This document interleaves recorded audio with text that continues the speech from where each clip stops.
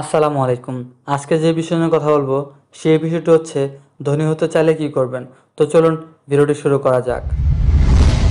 ধনী হওয়ার স্বপ্ন সবাই দেখেন, তবে কজনই বা হতে পারেন। আসলে ধনী হতে গেলে যেমন সৌভাগ্যের প্রয়োজন, ঠিক তেমনি পরিশ্রম, সততা ও জ্ঞান থাকতে হয়। বিশ্বের বিভিন্ন ধনী ব্যক্তিদের জীবনের কাহিনীতে নানা ধরনের টুইস্ট আছে।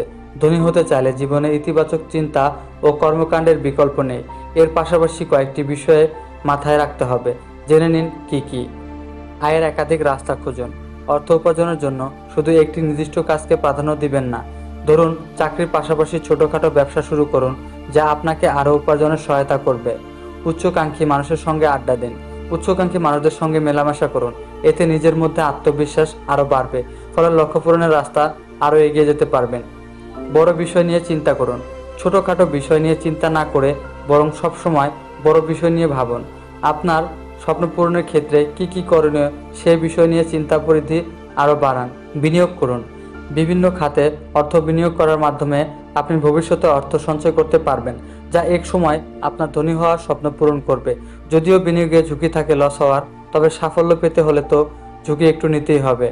মিতব্যয়ী হন। অর্থ সঞ্চয়ের একমাত্র উপায় হলো মিতব্যয়িতা। আপনি যতটা বুঝে শুনে কম খরচ করতে পারবেন, ততই অর্থ জমাতে পারবেন। তাই বাজেট করে চলুন। বিশ্বের যত ধনী ব্যক্তি আছে, তারাও প্রয়োজন ছাড়া বেশি অর্থ ব্যয়ে বিশ্বাসী নন। সকালে ঘুম থেকে উঠুন।